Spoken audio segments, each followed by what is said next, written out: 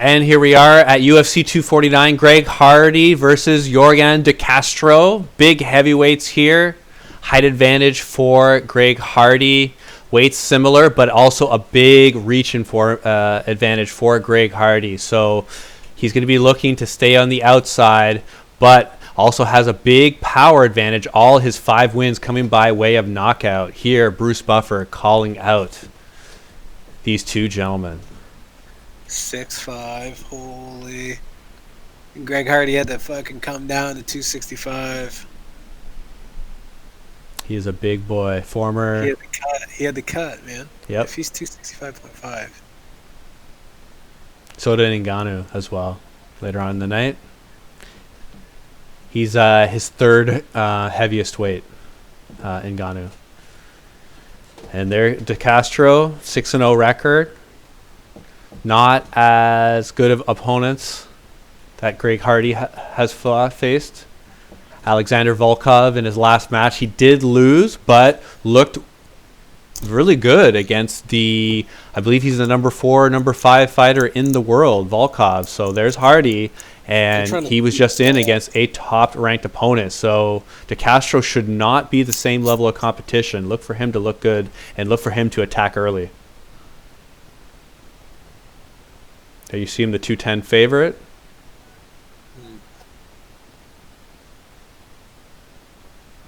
Little Bruce Lee right there. Herb Dean going to be guiding the big boys.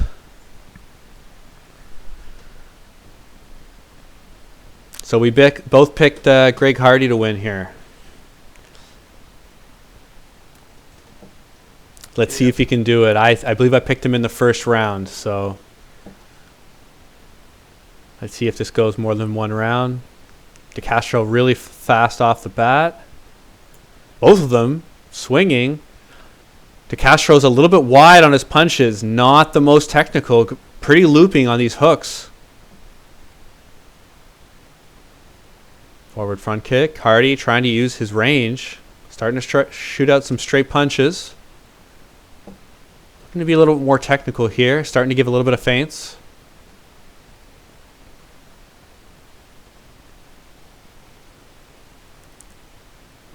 Now Hardy starting to get an eye of his opponent. Castro just missing on that leaping left haymaker.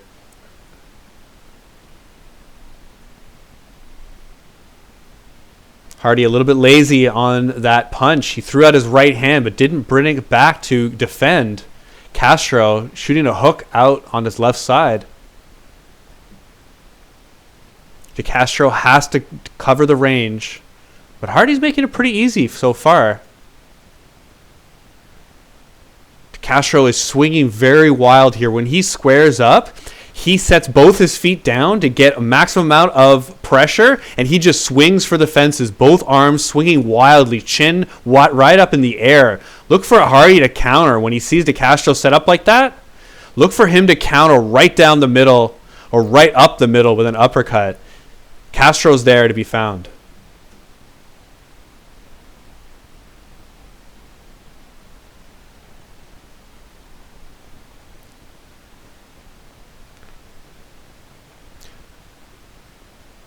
I really like how Hardy's stalking De Castro, giving him lots of shoulder movement. The occasional punch behind that. De Castro being able to get a counter there. But there you see the arm distance being a factor. De Castro having a hard time reaching all the way up to Greg Hardy's head.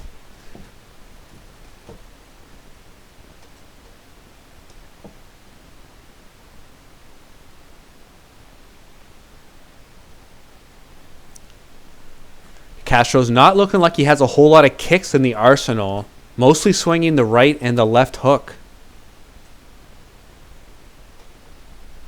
If Hardy shoots out quick and gets his hands back in a defensive position, it's going to be really hard for Castro to hit him.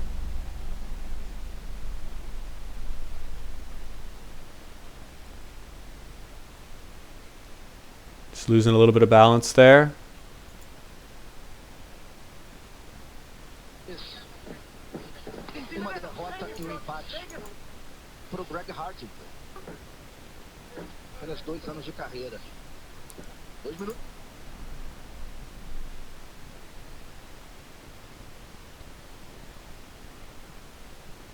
Both fighters really looking to conserve their energy. Both of them not expending too much in this first round. These are big heavyweights.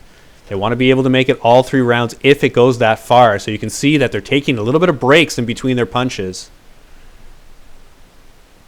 This is coaching at work. This is their management saying, hey, you can't expend all at once.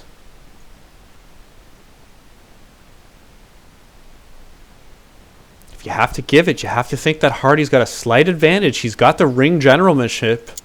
Castro's getting a lot of counters off. And there, both of them swinging wildly. Hardy landing just a little bit more than DeCastro. DeCastro's up against the fence. He's right up. He can't move just yet. But there he goes, moving off to the side. Hardy coming in with the leg kick. Being very measured in his attack. Not going too hard, too fast. Again, making sure not to leave himself open for a counter from DeCastro. I really like how Hardy is really choosing his shots and choosing what he's going to do and when he's going to expend his energy, when he's going to burst. And he's doing very controlled bursts, and it looks like he's going to be able to edge out this first round. If it continues like this, it's going exactly how he wants. Left, right, leg kick, being able to move. Being able to make DeCastro miss consistently. Look at Hardy. This is how he wants this fight to be going. Real nice maturity in how Hardy has looked in his previous fights. Bunch of first-round knockouts, and then boom, Alexander Volkov being able to go rounds with him and take him out. Really liking how Hardy's looking. DeCastro's going to have a different way of attack. He's going to have to think of something with his corner about how he's going to close this distance and make this fight his, because these looping left and right hands are not finding the mark, and no one has even threatened any sort of level change or any sort of clinch or ground game at all. So really like how Hardy's taking over the ground game, and the corner is going to have a word with him and probably be saying do a lot of the same. You know, keep it tight, keep that guard up, keep a very high guard, because DeCastro's headhunting with those punches very predictable. So if he's predictable, you should be able to counter what his best move is right now, and that seems to be the left high and the right high punch right around the corner.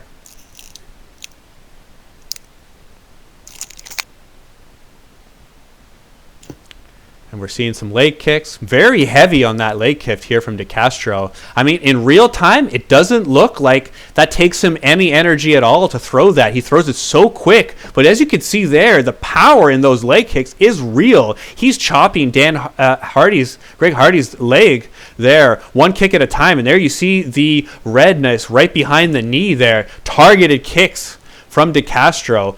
Choosing the same spot every time and being able to do consistent damage. And Hardy's going to have a hard time in a 3-round fight if that stays consistent here in the second round. Here we go.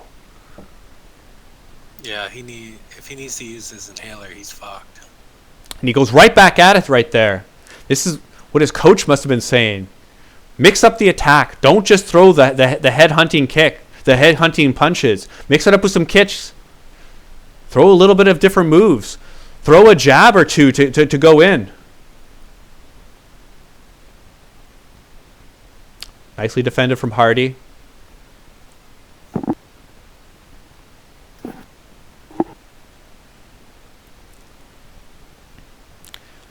He's still got movement as Hardy. He's moving to his right side, away from the power of DeCastro.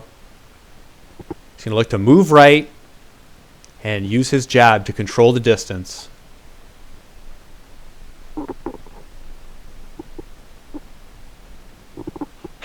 Straight right hand.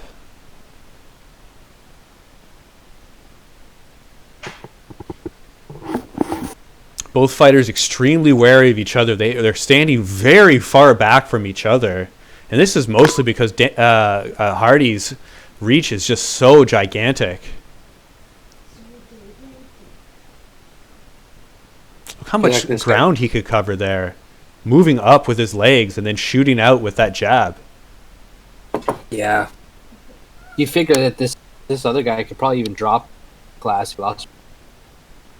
Yes, Castro absolutely can drop Hardy if he gets a good punch off, but he hasn't really been able to. He got a few shots off in the first round, but not much in the second so far. Just a couple of leg kicks. Hardy's striking looks one-dimensional. Like, he looks like he's really brand new. Yeah, absolutely. Castro looks like he's been doing it for a while, but he's struggling like with the reach, like you said, Rob. Struggling with the reach, but fucking Hardy can't do anything with it. But look at Castro's face. Look at him. He's not breathing too hardly, and he's not disappointed yet. He knows he's able to get Hardy. He knows he's able to get in. He's had success before. He's not given up in the slightest. This second round is still right up in the books. Anyone can win this. This is still right up there. No one has done anything too solid. Hardy's leg looks beat up too. Yeah, Hardy's leg looks like red, bro. Red as fuck. It is. De Castro should hit it a few more times this round. Get that real advantage in the third. Get that decreased movement from the big man. Yeah.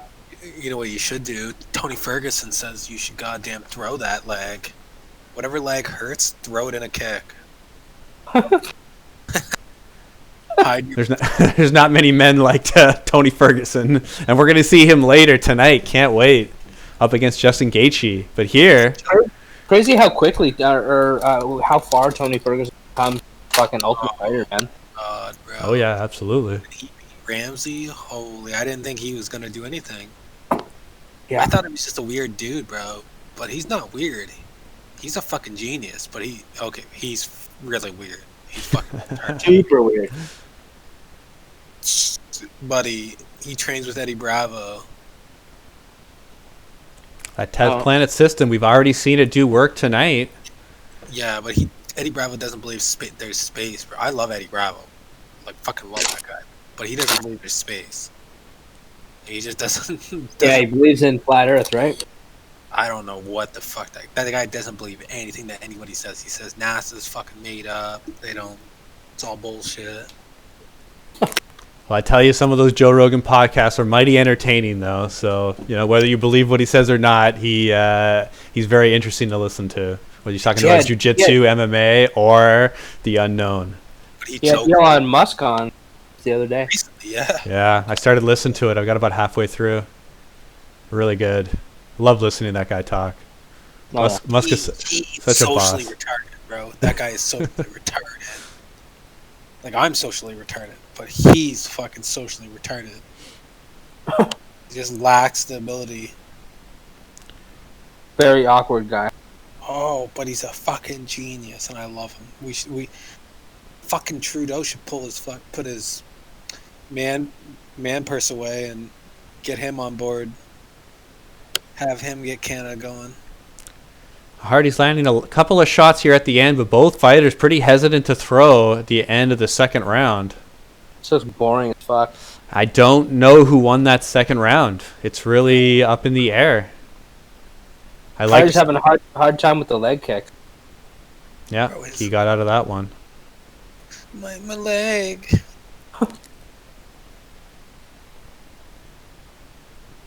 I think he hurt his foot on it. Looks like it. He shook it.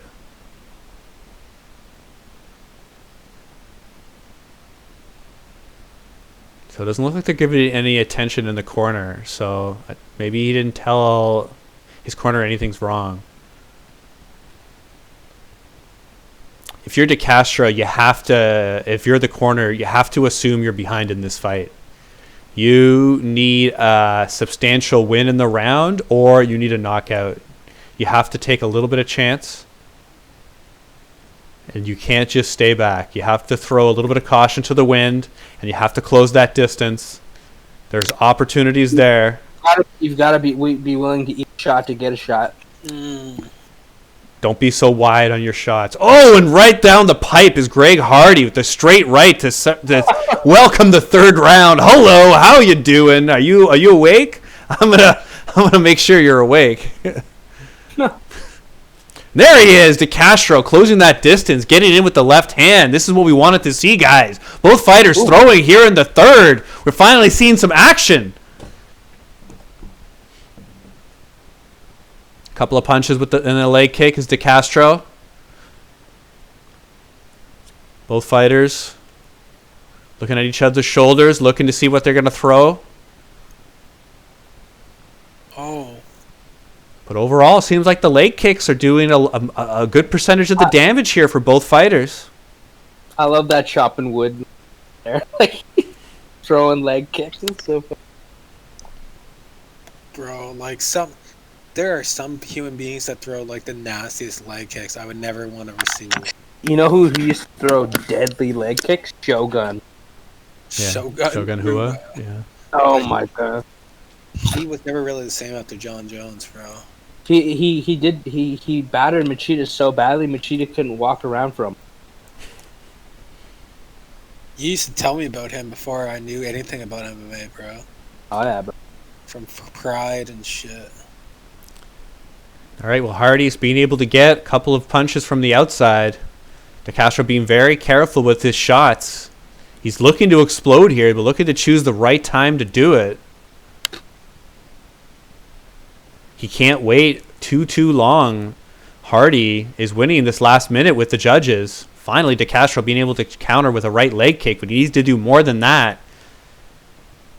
He's got to show the judges that he's controlling this round. He needs to make some sort of point, some sort of statement that he's in here and that he's in control in some sort of way. It's not going on right now. Hardy is the one stalking. Hardy is the one controlling the distance. He's the one getting the clean shots off here in the third round. Any sort of shots off. Yeah, he needs to go for a knockout. Okay, let's be honest. Greg Hardy needs to face like Francis or Rosenstrike, bro. Find out what it's like to get knocked the hell out. He's already faced Volkov, and he already got shown what a top-level kickboxer is like. Yeah, I want him to get hit with a punch that his grandma feels. Okay, like I want him to really get the grips with like. He just doesn't do anything with the striking. He needs to see. He needs to see some stuff. This is devastating for De Castro here. He slipped. It was not a takedown, but Herb Dean is saying you got to do a little bit more than punch the leg here. Hardy knows he just wants to score points. He does not want to get in a compromising situation. De Castro is not known for his ground games, not known for his jiu-jitsu. So Hardy getting on top and riding out the next 2 minutes on the top, shooting down occasional punches, may be the best way to go, but he's very wary of going down there. Pretty brutal fight, man. I think Herb Dean's going to stand this up. Yeah, okay. Hardy is wanting to stand up himself. Go down there. I don't know why he keeps props. What are you doing?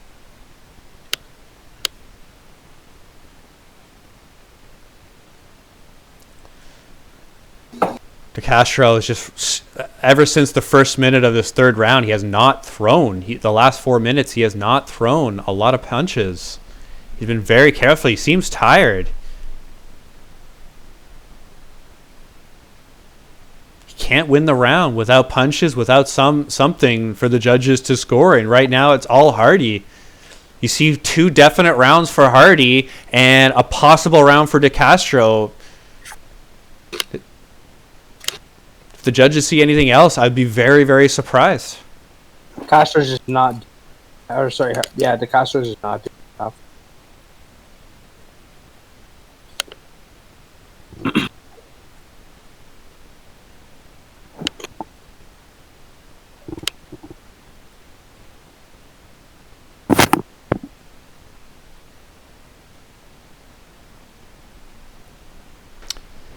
And in a little bit of a careful chess match. Oh, is that what you're calling this? Yeah, that's, Do you want to whip some sugar on that a little bit more? The first 2 rounds had something to it. This third round did not have a lot. I could get liquored up, and Scott and I could rip our shirts off.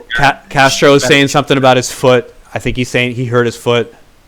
Oh, he broke his foot. I think he broke his foot, yeah. Yeah, that makes a lot of sense why the third round, why he wasn't able to go forward at all. Yeah. That's disappointing. He had a real shot at this fight. Wasn't that one. I think it was this one. No, not that one. It was in the second period. Right there. Broke his foot. I mean, good on him for staying in there, trying to get a maybe a counter knockout.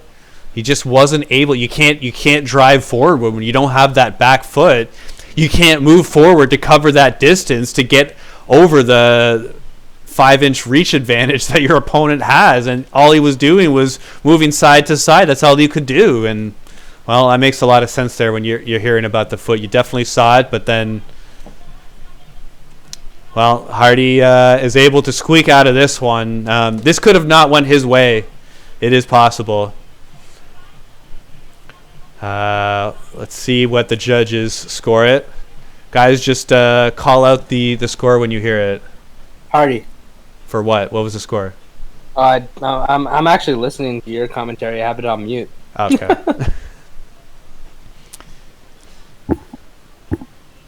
Well, Hardy won it, as we would have called, and Joe Rogan gonna talk to him, and he's gonna see what's next. 6-2, maybe a number 10 or so fighter in the future, maybe as high as number 8. I wouldn't see a top 5 opponent for him. I don't think he's ready just yet. I think he needs 2 or 3 fights. He needs to get knocked the fuck out. Give him the Francis. Feed the train. I think the loser of the Francis Ngannou fight, yeah, maybe you could make an argument for that. And there we have it, your winner, Greg Hardy. First main match of UFC 249, May 9th, 2020. We're after the coronavirus, and here we are, Greg Hardy, the winner via decision.